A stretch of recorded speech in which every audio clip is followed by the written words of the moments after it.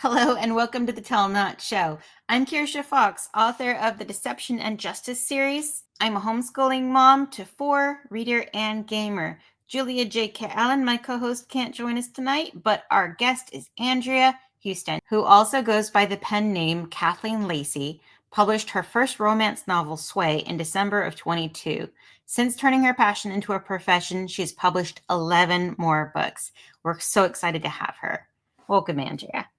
Can you tell me a little bit about what began your writing journey?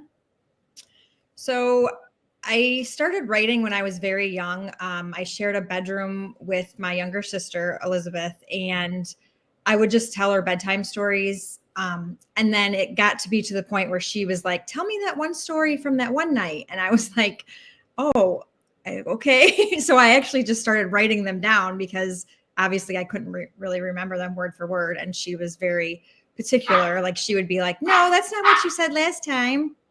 You know, what's so funny is that's actually how Tolkien wrote The Hobbit. Oh, It began really? as bedtime son, and his son kept remembering. He's like, no, last time you said the door was blue and now it's green. And so he started writing them down just to keep track of what he had said before. And that's how we got The Hobbit. That's funny. Yeah, I mean, it was okay, sorry. It just kind of grew from there. Like I just kept writing and the stories got, more complex and longer and the older I got. So let's see. You published your first novel, Sway, in December 22? Yep. So, what was the momentum behind that book actually deciding to publish? So I always felt like I needed, like I had to find some type of creative outlet. And it was, writing. So I would write, but I would never actually finish them because I had 7 kids. So I just never had time. And then, when my kids were a little bit older, I started writing Sway, and I just kind of kept at it over the years, probably 2 or 3 years. I just would every once in a while just keep adding to it. And then that summer, the summer of 2022, my husband, I was just kind of complaining to him about how like I always write, I never finish it, I never do anything with it. And he's like, you need to go sit down and finish that book and just do it. And I was like, you're right. So I did. Yes. So what drew you to the romance and fantasy genres? It would definitely be because growing up, that's like what my mom was into. And then so like I was watching like Dynasty and Dallas like as a 6-year-old. So probably not the best thing. But yeah, I was subjected to that kind of stuff very young. So it was the 90s. It was the 80s. Yeah. That was okay then. Yeah. And then North and South, that miniseries with Patrick Swayze, was like my sister and I were borderline obsessed with it. Like we watched it so much. We even like reenacted parts from it. And I just kind of feel like I just grew up around like that stuff being in my house. So. So when you want to start a book now, what is your process from going from like idea to finished draft? So the process, I work full time at a high school. So, and I'm a mom and a wife, and, I have a million animals. So my process isn't like, every book's different. So I just write when I can find the time. Like any spare moment, I just sit down and I write. Usually music is what inspires my ideas. So like if I'm in the car or whatever and a song plays and I'm like, an idea will pop in my head, I will instantly go into my phone and like jot down notes or whatever, or wherever, just so I don't forget that. And then it just grows from there. That is really relatable. I don't have 7, I have 4.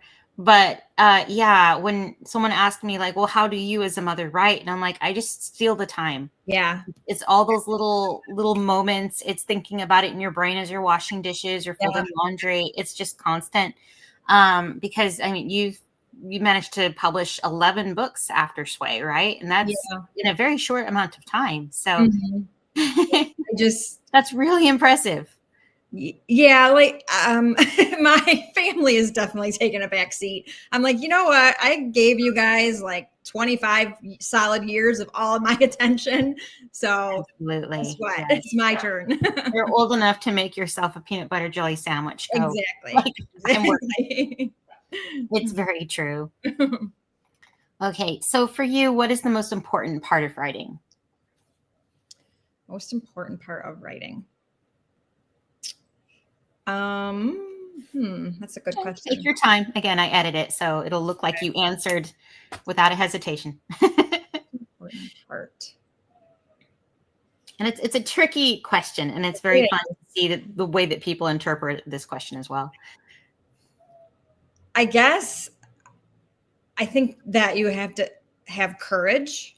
Hmm. Like I feel like courage is really ranks up there as being something very vital because you're taking your innermost thoughts and just giving them to the world, and you have definitely have to be comfortable and brave to do that, and then the courage to take that step to publish and deal with those 1-star reviews and all that good stuff. So I definitely think that it's courage is definitely a very important part of writing. I completely agree. I completely agree. Yes, you are to create this thing that is so dear to you, and then to give it to someone else to read Yeah. and judge, and if they like it or not, or like, and the criticism, and then also sometimes your characters and your plots reveal things that people couldn't have waterboarded out of you. Right. Exactly. Yeah. There's been times when my characters kind of turn around and look at me and go, "Are you working through something right now?" Yeah. They're like, "Why am I like this? Okay, let's delete this chapter and try again." And in that way, you sort of rewrite it for yourself. But Yeah. courage is absolutely crucial. You cannot make it as an author without at least some courage. Yeah. At For least sure. to take that first step, and then Mhm. the next step, and then the next step after that. Yeah. Yeah. Absolutely agree. All right. So for you, do you start with characters, or do you lean more towards like starting with plot? A mixture. Hmm. So okay, so for instance, like my newest release, which is coming out next week, I was listening to a song and I just had this scene pop into my head. And I was like, that would be an amazing scene to write. So I just Hmm. sat down and wrote that scene out. And my characters, I built them off that scene. And then I'm not one that will do an outline or any of that. I literally just sit down and start writing, and it just kind of is like a movie in my head. Yes. Most of the people who write that way, they describe themselves as pantsers or discovery writers. Yeah. And it's really fun when you get into the zone and like it's all coming to you and you're like, "Oh, I didn't know you had a sister. That's really intriguing. Tell me Yeah. more about that." Yeah. And so it's almost like you're unveiling, you're writing a story for yourself. Absolutely. Telling a story to yourself. It's a lot of fun. Yeah. Absolutely. All right. Do you have a favorite author, and what is something that they do really well? So my favorite author is she's older. Her name is Judith McNaught. She was a big fantasy romance writer. As she just can evoke that enemies to lovers vibe so well, like that angst. And I really fell in love with her writing. And she has, I think, was a big influence on why I wanted to write romance. Mm-hmm. Yes. So I think I've read Whitney, My Love is my all-time favorite book. I think I've probably read it 6 times. Like, my husband's like, you know what the definition of insanity is, right? No, I mean, it's like rewatching a movie. Yeah. It's your comfort book. Mm-hmm. What about her sets her apart from other romance authors? What feeling do you get from her books that keeps you coming back to reread? I would have to say her characters, like the way she can describe and make me really feel like I know the characters. Like she Mm. just does such a great job with that. And I I feel like, the main character is me when I'm reading it. And Mhm. yeah, so her writing it just fits me well. I just really like Okay. enjoy it.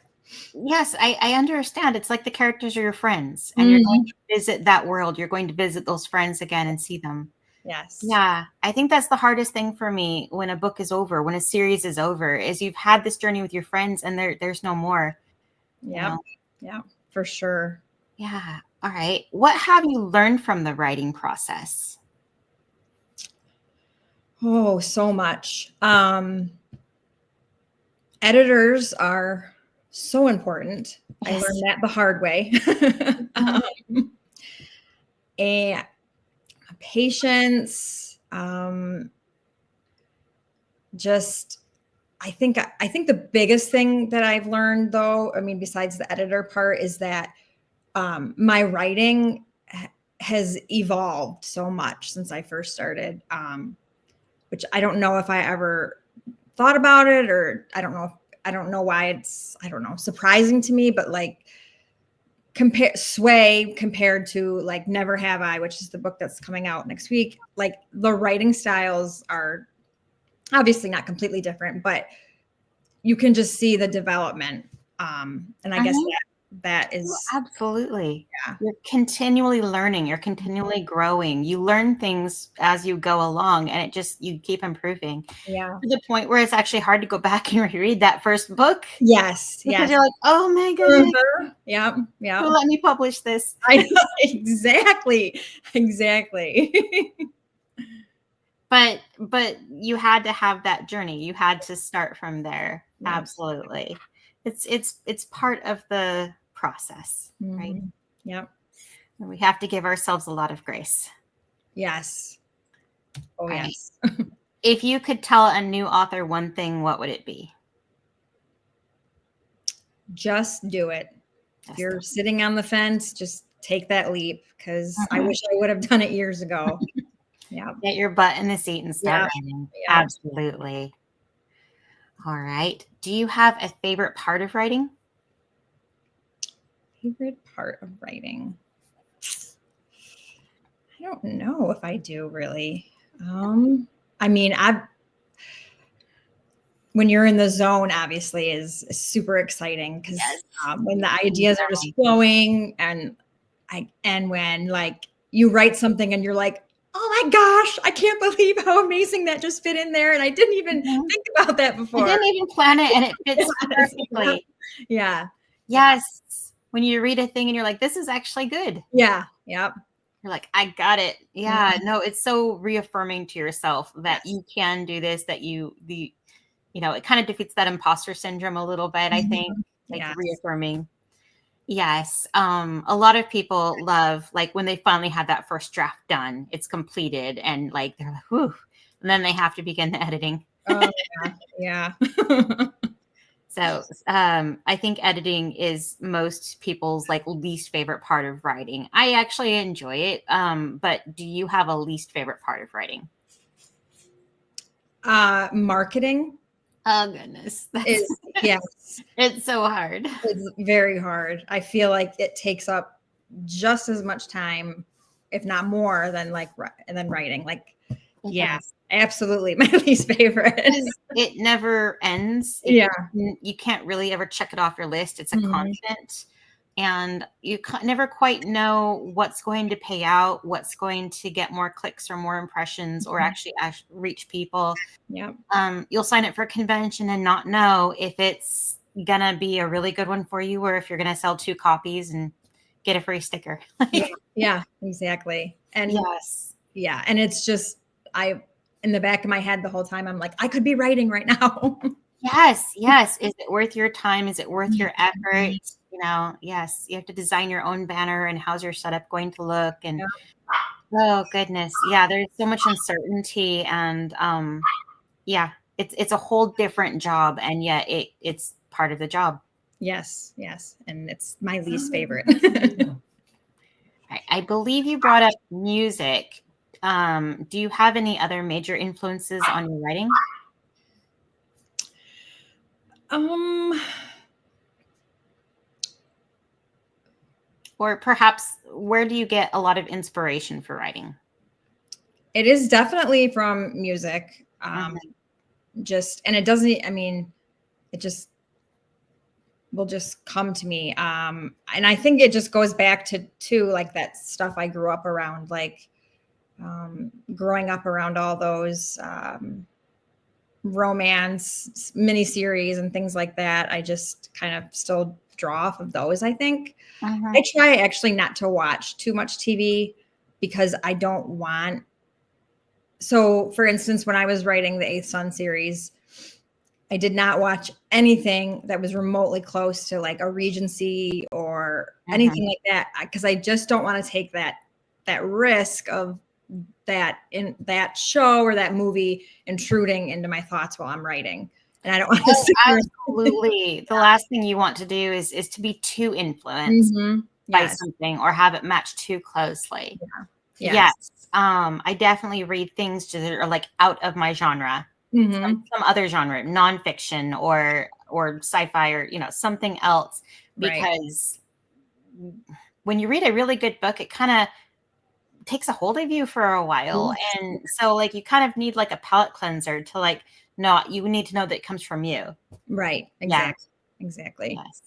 Yeah. So reading is important. So definitely like if you can't read in your own genre, like keep reading something else or Mhm. just like it's so important to keep absorbing like things that refill your creativity. So Yes. like, Yes. music or even like a lot of people say some sort of movement is really good for getting that going. Yeah, as moms, like it's for me, it's it's just doing everyday household chores. It just you're moving, but your hands are moving, but it frees your mind to just spin Yes. your Yeah. tales. Yes. I agree. Um, yeah. Do you ever struggle with writer's block? I do. Yeah. I think the hardest, and not so much writer's block, but when I had to go immediately from writing um, Shattered Wicked Love to the fourth and final book in the Eighth Son series, Mm-hmm. the you know the characters were obviously so different. Shattered Wicked Love was a very dark, whereas the Eighth Son is not. I literally took like a week off and went right into the next book.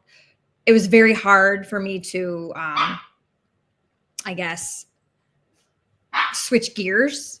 So it Mm-hmm. was frustrating, and I mean, some tears, and I did it to myself. I set these timelines myself, obviously. So, but I I knew I had readers who wanted that fourth book, and they they were getting impatient. So I just, yeah, I think that is a big struggle for me, is getting rid of past characters because I fall in love with them so easily. Oh But yeah, yeah. If you black. get a book hangover from reading a book, imagine when you're the writer, you're the Yeah, author, and having to set these characters back on the shelf, yes, probably maybe forever. Yes. yes, yes. But yeah, I do get it now and then, and when I do, I won't even try to write. I'll just sit down and watch. My husband loves murder documentaries, so I just sit down and watch those with him because I don't write about murder. So, um, and I just try and stay away from writing, and it usually works for me. Yeah, yeah. I think there's something about our minds of like, no, you can't write. That makes your brain go, well, you know what? I'm going to have all kinds of ideas now. Yeah, yeah, Like, I agree. Something tells me no. Yes. Yep. When you're a stubborn personality, absolutely. Telling yourself you can't write or you're not going to do that. Yeah. And I like that you don't put a lot of pressure on yourself. Like if the words aren't going, the words aren't going. Right. I think I could be wrong, but I think it was Stephen King who gave the advice of you need to write every day. And that works for him. Mhm. But the majority of authors we speak to say no, they don't write every day. They need to write when they are feeling inspired. And sometimes they do have to just push through it Mhm. and do what they can to, get Right. it going. But like, I don't think that it's feasible unless you're a full time don't not doing anything author. Like, You're I don't 100%. think it's feasible to write every day No. for most people. Right. Yeah, I agree. Yeah. So speaking of advice that doesn't work for everybody, do you have any writing advice that you were given that just doesn't work for you? You hate this advice? No, I can't really say that I really have ever gotten bad advice. Not yet That's anyway. good. That's good. Yeah, not Yes. yet. In my experience, it's been the people who tell you you must absolutely do it this way, or it isn't, doesn't count. You have to outline. No, you don't. Yeah, Or outlines hold you back. No, they help. Like there's right. no one way to be a writer. There's as many methods as there are authors. Yeah. And so I think the absolutist advice. Yeah. I, I've never had anyone say it to me, but I definitely agree with you. Yeah, Mhm. for That's good. sure. Um, what would you say has been your most significant writing victory so far? I would probably say writing The Alternate Husband because it won an award. So I guess, Oh, that's you know, exciting. yeah, it was very exciting. So that kind of made me feel a little bit more validated, I guess, because Mhm. you get those people who I don't know, I feel like they look down on indie authors a little bit, and Absolutely. a lot of my family members and even some of my coworkers, they're always asking me about how much I'm making. Like, yeah, Yes. I How just, many books have you yeah, sold? How much have you made? yeah, Yes. exactly. So As yeah, if that's the only measure of success. yeah, right. And it for me, that's not why I took that leap. It wasn't Mhm. because I was like, "Oh, I want to make money." It's because I had to get these stories told. I felt like they were gonna make me explode. Yes, yes, you need to share them. The Mhm. joy of people's faces when they're reading them, when they're done reading them, when they ask you, how Yeah. did you do this? And it was amazing. And just seeing the joy of people's Yes. faces that you brought that to them. Yeah. Absolutely. But I got to admit, it's probably going to be like an amazing feeling to hold up your book with its little award on the cover and be like, look at my award. Yes. Other people like my book. It's Yeah. not just me and my close friends. It's Right. Right. Yeah. That was pretty exciting a for stranger liked my book. Yes. In fact, with most awards, it's many strangers picked your book, Mhm. which is even better. Yeah. So It was that's exciting. amazing. Okay. Do you want to show off your covers? Maybe tell us a little bit about your books? Sure. You have a chance. Let's see. Well, we'll start with. So this is The Alternate Husband, but does not have the award on it yet. Mhm. Um, and so this is a sci-fi romance, actually, and I just love it. I love the love story of it. It's just a very unique story. I've had a lot of readers who don't particularly like to read romance that said they loved this book because it Mhm. was more than just romance. Um, so that's The Alternate Husband.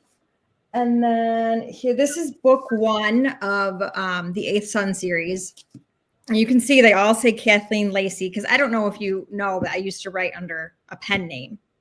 It was in your bio. Yeah, Yes. yeah. And then I guess I take that back. I guess Whispers Beyond the Red Door is kind of murdery. So I guess I do Mhm. write about murder a little bit. But this one is definitely more, it's very steamy.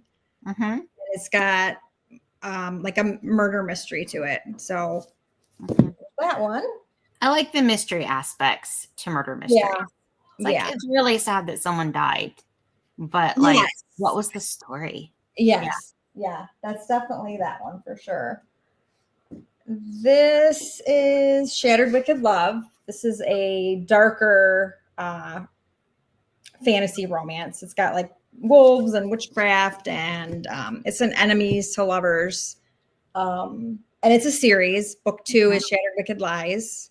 And then I've promised my readers I will have the third and final book out by the summer. So hopefully that can Oh, happen. that's exciting.